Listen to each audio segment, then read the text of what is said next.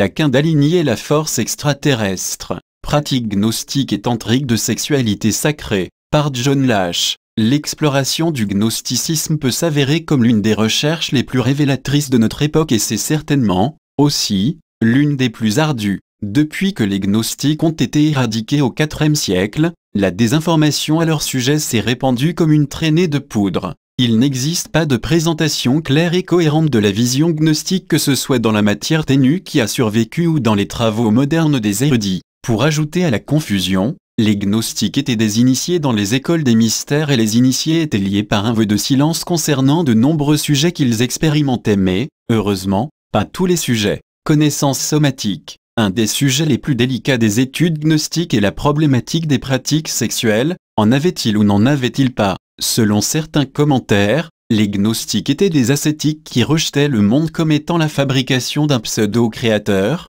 Jéhovah, qu'ils identifiaient à une déité extraterrestre ou un archonte. Il est maintenant unanime reconnu que l'accusation de rejet du monde ne peut pas être sincèrement reprochée aux gnostiques et que cette accusation devrait être même réellement portée à l'encontre des idéologues chrétiens qui imputèrent faussement une haine du corps aux hérétiques, détournant ainsi sournoisement l'attention de leur propre dégoût pour la nature et pour l'incarnation humaine. Un érudit du gnosticisme, M.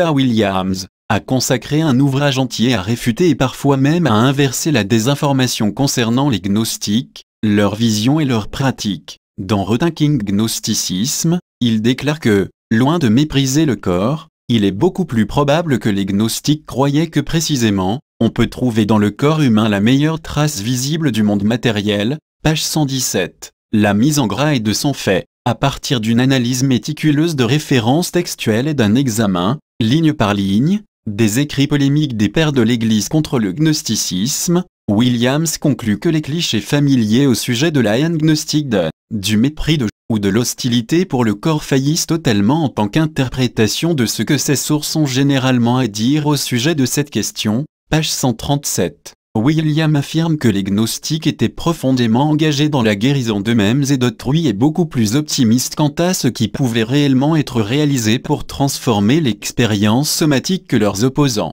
Page 137, la mise en graille de son fait selon certains commentaires, qui sont généralement condamnatoires, les gnostiques pratiquaient des orgies rituelles qui impliquaient l'ingestion de fluides sexuels en tant que substance sacramentale. Le récit de loin le plus scandaleux de ce type émane d'Épiphanius. Dans l'art sacré du Tibet, les divinités accouplées sont appelées yabium, mais repèrent de façon similaire aux accouplés dans la cosmologie gnostique. Dans les rites de sexe sacramental, les partenaires imitent les divinités accouplées mais ils ne deviennent pas des dieux. La finalité de ce rite est d'amplifier le plaisir au point qu'il en devienne le médium d'une conscience cosmique. Vajraganta, Mural Painting, Giants. 15 THC in Philippe Rausson, Sacré de Tibet, page 51, 376 à 403. Un chasseur d'hérétiques qui infiltra le culte ophite des adorateurs de serpents. Il rapporta que les ophites vénèrent le serpent parce que Dieu en a fait la source de la gnose de l'humanité. Yaldabaoth, le nom gnostique pour Jéhovah, le feu Dieu créateur, ne voulait pas que l'humanité conserve le souvenir des générateurs, les mères cosmiques et les pères cosmiques de Très-Haut. Ce fut le serpent qui, en les tentant, amena la gnose à nos parents, qui enseigna aux premiers êtres de notre genre la connaissance intégrale des mystères de Très-Haut, cités par Jean d'Orès dans les livres secrets de l'Égypte. Ici, typiquement, le mythe gnostique inverse la tradition judéo-chrétienne, le serpent dans les dents est un bienfaiteur et non un malfaiteur. Comment considérer ce passage en référence à la description par les gnostiques d'extraterrestres sinistres, les archontes reptiliens qui s'insinuent dans l'humanité? Les reptiliens prédateurs représentent-ils simplement le côté ténébreux d'une autre force serpentine qui œuvre pour notre bien? C'est une problématique épineuse. Il semblerait que la réponse repose dans la nature réelle des pratiques sexuelles des gnostiques. Maniamate. Il n'y a aucun doute quant au fait que certaines communautés gnostiques étaient ascétiques et avaient opté pour une abstinence totale de relations sexuelles. C'est le cas, par exemple, du groupe qui produisit le matériau transmis par Trans et connu sous le nom de Livre de Yehu, non Nahamadi, un recueil hétéroclite d'enseignements sur l'après-vie. Ce groupe gnostique considérait qu'il avait la responsabilité sacrée de préserver la connaissance ésotérique concernant les trésors de la lumière et concernant les receveurs. des entités et des guides spirituels bienveillants que nous rencontrons au moment de notre mort. La matière ésotérique dans les livres de Yeo inclut une courte diatribe à l'encontre des autres groupes qui pratiquent la magie sexuelle. Apparemment, la continence était nécessaire aux gardiens de Yeo pour connaître ce qu'ils connaissaient. Cette diatribe d'une communauté gnostique à l'encontre d'une autre est exceptionnelle dans tous les textes gnostiques qui ont survécu. Ensuite de la déconstruction méticuleuse, par Williams, du rejet du monde, dualisme anticosmique, attribué aux gnostiques, j'ai argumenté en termes beaucoup plus essentiels que la vision gnostique de la vie, étant strictement centrée sur Sophia, la divinité incarnée en la terre, ne pouvait pas avoir encouragé ou entretenu le mépris du monde matériel, le royaume des sens, et le mépris du corps humain. Tout ce que les gnostiques pensaient et enseignaient était fondé sur une communion vécue avec la déesse Sophia, dont le nom signifie sagesse. Cela était vrai des mystères, en règle générale, et des adeptes gnostiques, en particulier. Sophia était une version gnostique de la Mania Mater, la grande-mère qui était adorée dans de nombreuses religions antiques. Même les pères de l'Église, qui condamnaient les gnostiques comme des haïsseurs du monde, affirmaient que les mystères, dans toute leur diversité, étaient unanimes quant à la consécration des initiés à la Grande-Mère. Les historiens de la religion s'accordent sur le fait que la spiritualité païenne impliquait une sexualité sacramentale, des orgies, et des rites de consécration par un yoga sexuel, sur le personnage de Marie-Madeleine en tant qu'adepte du sexe sacramental, voire mon essai chez Oanouin. Les communautés tantriques de l'Inde présentent un parallèle étroit avec les ophites, si étroit en fait que le rapport d'épiphanie pourrait tout aussi bien s'appliquer aux tantriques. Les tantriques, ou tantrika comme ils sont plus adéquatement appelés, sont des mystiques expérimentaux qui éveillent le pouvoir du serpent, la Kundalini, une force cachée dans le corps humain, afin de réaliser la conscience cosmique et d'éveiller les siddhis, des facultés occultes. Il est plus que probable que les gnostiques, dans leur pratique d'orgie sexuelle, partageaient les mêmes buts. Il est donc clair que le serpent mythique adoré par les ophites ne peut pas être identifié avec les prédateurs reptiliens décrits dans les textes gnostiques et dans les manuscrits de la mer morte. Plus probablement, le serpent ophite n'est pas entièrement une version mythique du serpent de l'Éden mais il est identique à la Kundalini, le pouvoir du serpent qui réside à la base de la colonne vertébrale dans l'anatomie humaine. Cela étant, les orgies sexuelles parmi les gnostiques n'étaient pas simplement pour le plaisir et la jouissance, bien qu'ils ne les auraient pas vraiment exclus. Ils adoraient la force surnaturelle qui résidait en leur propre corps. En fait, le mot orgie vient du grec orgia qui signifie tout simplement travail, activation. L'orgia du pouvoir du serpent était un rite d'activation de la Kundalini dans les pratiques gnostiques tout autant que dans les pratiques tantriques. L'évangile de Philippe contient le passage scandaleux qui décrit Jésus donnant un baiser sur la bouche de Marie-Madeleine. C'est aussi le texte des codex de Nag Hammadi qui offre la description la plus explicite de l'orgie sexuelle, mais dans un langage symbolique, ou un jargon d'initié, si vous préférez. Le texte affirme que tout le mal présent sur Terre procède du conflit entre les sexes mais que ce problème peut être résolu par un rite corporel de réunion, voir le commentaire du traducteur, Wesley W. Eisenberg, dans The Nag Hammadi Library in English, 1990, page 139. L'acte d'union sacramentale se passe dans une chambre nuptiale appelée le nymphion ou peut-être que cet acte produit le nymphion. Le rituel implique la lumière, et la Kundalini est également associée avec un doux rayonnement de lumière de couleur d'un blanc laiteux qui génère une décharge électrique d'extase dans la colonne vertébrale. Le texte dit implicitement que cette lumière voile et protège les partenaires unis dans un accouplement sexuel sacré.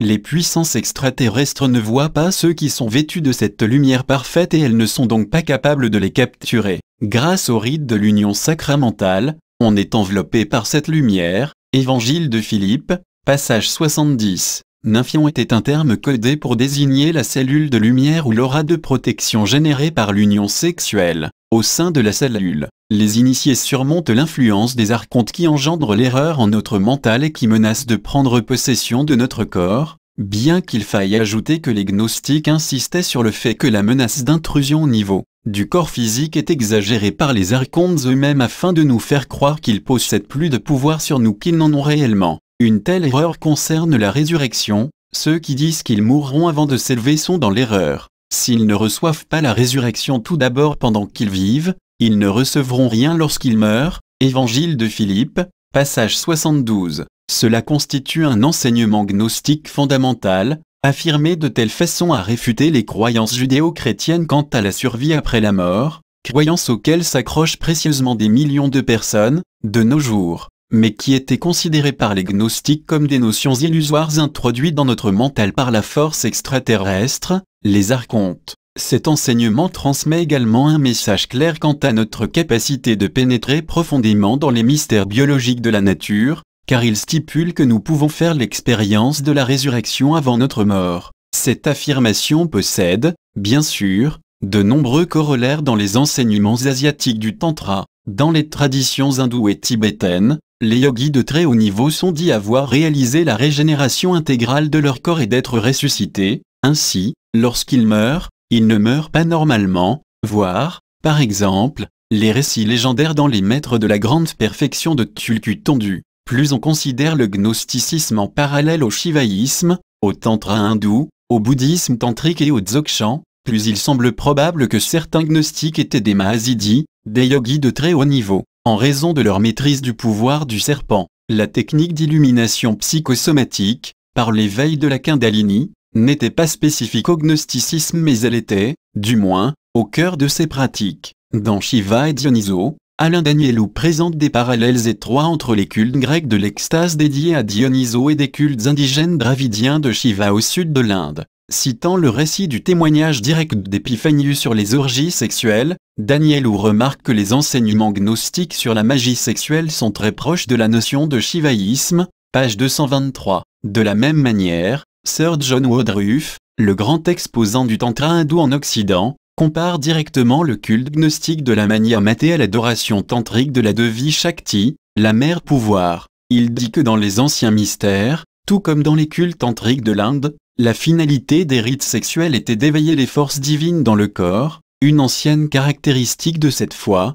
le tantra, et qui appartient aussi aux anciens mystères, est la distinction qu'elle fait entre l'initié dont la Shakti est éveillée, pré-Bouddha, et le Pachu, la personne animale ou non illuminée, ou comme les gnostiques les appelaient, les matérialistes, la naturelle, qui est la manifestation de la mère de la nature et le spirituel, ou la mère en tant qu'elle est dans et par elle-même, sont un. Mais seul l'initié reconnaît vraiment cette unité, Shiva et Shakti, page 88. Dans ce passage, Woodruff clarifie comment l'On-Sophia, identique à la mère de la nature, est à la fois incarnée dans le monde naturel et pas vraiment incarnée en tant qu'elle est dans et par elle. Même parce que Sophia reste un nom du plérum même si elle s'est métamorphosée en la planète Terre. De telles affirmations n'émanent pas de spéculations intellectuelles mais d'une expérience directe et vécue des puissances cosmiques même qui sont décrites. Le sexe et la mort. Dans son exposé des parallèles gnostiques shivaïtes, Danielou décrit les facultés de perception supérieures acquises par l'activation du pouvoir du serpent. Elles sont appelées siddhis, réalisations et ceux qui les réalisent sont appelés siddha ou mahasiddha. Le siddha asiatique est la contrepartie exacte de l'adepte dans les écoles de mystère. Le mot adepte vient de la racine latine adipici, réaliser, toucher, atteindre. Le mot adepte est étroitement corrélé au mot aptitude. Les adeptes étaient ainsi des femmes et des hommes possédant des aptitudes spéciales. Lors de la rencontre entre Marie-Madeleine et Jésus dans le jardin, le matin de Pâques, le rédacteur de l'évangile a Jésus qui lui dit « Me moiptu », généralement traduit comme « ne me touche pas ». Mais dans refaçonnage gnostique de cet incident, il pourrait aussi avoir dit « Tu peux me voir, mais tu ne peux pas m'atteindre tant que tu n'as pas réalisé cet état par toi-même ». S'il était véritablement un maître gnostique apparaissant dans le corps docétique, ou corps spectral, ainsi que certains maîtres gnostiques le revendiquaient, le corps spectral des gnostiques est appelé dans le bouddhisme le Nirmanakaya. En décrivant les réalisations yogiques des mahasiddhas shivaïtes,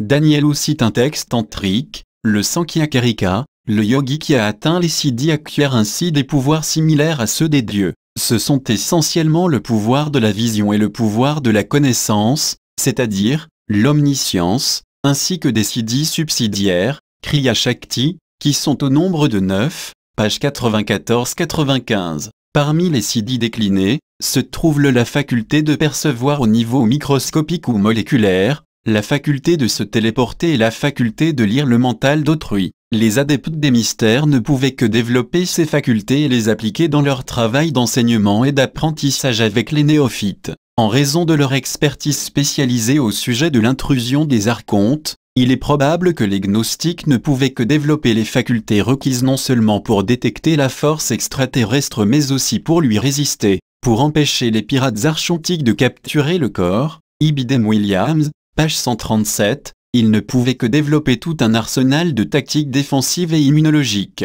Les études modernes de la Kundalini mettent en exergue ses effets quant à l'activation du système immunitaire ou renforcement de l'aura en termes du nouvel âge. Dans les pratiques gnostiques, une rencontre extatique avec la divinité avait lieu dans une sorte de cellule hermétique ou une aura sacrée, appelée la chambre nuptiale ou nymphion. L'écrivain grec Pausanias, qui était extrêmement prudent de ne pas dévoiler des secrets relatifs au mystère, utilise le mot nymphion. Cela signifie donc que ce mot ne semblait pas spécifique aux sources gnostiques. Malgré l'éradication d'innombrables documents, particulièrement ceux qui auraient pu décrire des rites sexuels, il existe d'amples évidences textuelles selon lesquelles les pratiques gnostiques menant à la divinisation des participants impliquaient un acte d'accouplement sexuel sacramental dans le nymphion. Maintenant, la lumière est dans le chrisme, le fluide de l'onction, Évangile de Philippe, passage 69. Dans les enseignements tibétains, l'expérience mystique ultime de la lumière blanche se manifeste uniquement à notre mort et juste durant un moment fugace pour ceux qui n'ont pas réalisé la capacité de maintenir la lumière dans leur attention. Mais selon des témoignages gnostiques, il semble que cette expérience puisse être réalisée selon divers modes, au travers du sexe et de la mort, sans aucune différence. L'évangile de Philippe célèbre l'union mystico-érotique dans la chambre nuptiale comme le plus sacré des rites grâce auxquels les initiés sont engendrés par le Christos en deux. Cet acte est rigoureusement distingué d'une relation sexuelle ordinaire, tandis que dans ce monde, l'union est entre l'époux et l'épouse. Dans Léon, la forme de l'union est différente. Cela est possible parce que Christ vint pour réparer la séparation qui procédait de l'origine, et pour unir de nouveau les deux, et pour donner la vie à ceux qui moururent à la suite de la séparation. Le Christo dans ce passage n'est pas le Christ des doctrines paulines et johannines, ni le Fils incarné de Dieu. Dans le jargon gnostique, le Christo est long couplé avec Sophia, sa contrepartie cosmique mâle. Dans la foi chrétienne, le sang du Dieu homme Jésus donne la vie à l'humanité et guérit notre séparation de Dieu le Père. Pour les gnostiques, tout cela n'était que des notions illusoires qui imitent et pervertissent la vérité. Dans le sacrement sexuel gnostique, la béatitude de l'homme et de la femme joints en une union sacrée est ce qui répare notre séparation de Dieu, car les dieux, qui sont dans la béatitude éternelle, sont également la source de la béatitude corporelle. L'extase des dieux fait circuler le sang dans nos veines. L'union dans le sexe sacramental donne la vie à ceux qui sont morts. La force extraterrestre. Si la Kundalini est une force biologique, ainsi qu'il en est amplement attesté dans les écrits des investigateurs occidentaux tels que Lee Sanella et Arnold Mendel, l'autre type de pouvoir du serpent doit être distinctement antibiologique. Les archontes sont dits envier l'humanité, pour un certain nombre de raisons, mais principalement parce que nous vivons dans le corps de leur mère. Selon le mythe gnostique de création, les archontes sont une espèce d'êtres inorganiques produits anormalement par l'impact de l'onde Sophia sur la matière atomique, avant que Sophia elle-même ne se métamorphosât en la terre. Ils sont appelés les archontes, de archer, antérieurs, de l'origine, parce qu'ils émergèrent avant le développement de la Terre et du système solaire, mais ils n'émergèrent pas directement du plérum, au contraire de l'humanité. Sur l'émanation de l'Atu Cadmon, voir la promesse d'une planète solitaire, troisième partie, et le mythe de Gaïa, épisode 10. Dans leur tentative de s'imposer à l'humanité, qui dure depuis des millénaires, les archontes ont recours à beaucoup de bluff et de bravade. Ils influencent notre mental de sorte à nous faire croire qu'ils peuvent faire beaucoup plus que ce qu'ils font réellement, mais de par cette croyance, nous leur abandonnons notre puissance, à notre insu, et il en résulte qu'ils nous possèdent parce que nous avons trahi nos propres facultés. C'est pour cela que les archontes prétendent gouverner l'humanité et prétendent même avoir été nos créateurs, ainsi qu'il est rapporté dans les tablettes cunéiformes des Anunnaki, qui sont considérés comme véridiques par Zecharia Sitchin et de nombreux autres investigateurs sincères.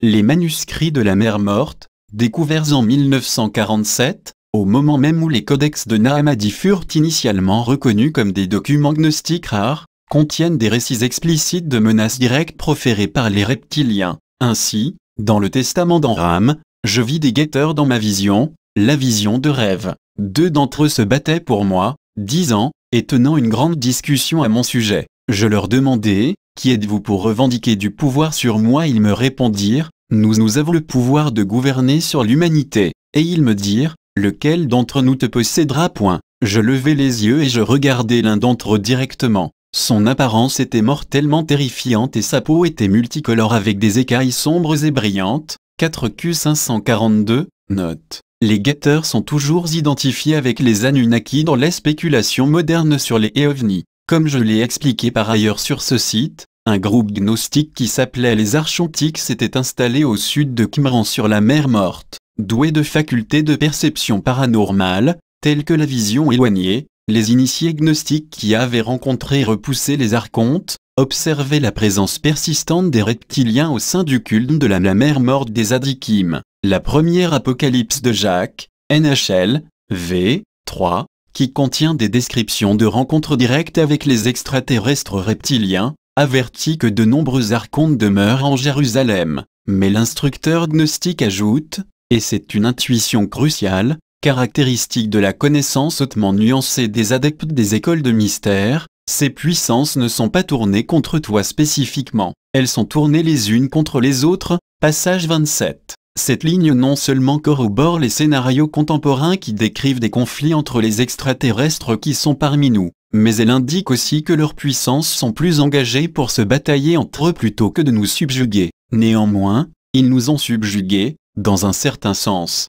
Grâce à leurs tactiques subtiles d'intimidation à travers des croyances erronées, les archontes réussissent à nous faire abandonner nos facultés, pour nous livrer à eux, de la façon la plus profonde. Dans un acte terminal d'auto-effacement, il nous faudrait abandonner nos corps et abandonner les facultés cachées qui résident dans nos corps. Les pratiques initiatrices gnostiques étaient destinées à consolider notre incarnation par l'éveil de la Kundalini qui nous enracine à la terre. Kundalini signifie petite, Yani, Kundala, le pouvoir serpentin ou spiralant. La grande Kundala est le pouvoir serpentin de la terre elle-même, les courants érotiques tourbillonnants de Gaïa. Elle, la terre-mère, est la force ambiante suprême qui maintient l'ADN configuré dans ses chaînes spiralantes d'acide nucléique. Lorsque la Kundalini est éveillée, lors de rites sexuels sacrés ou par d'autres voies, elle enracine le corps humain consciemment dans le corps planétaire. C'est la finalité ultime du yoga de la Kundalini, non pas la fuite du corps, non pas la déification des participants,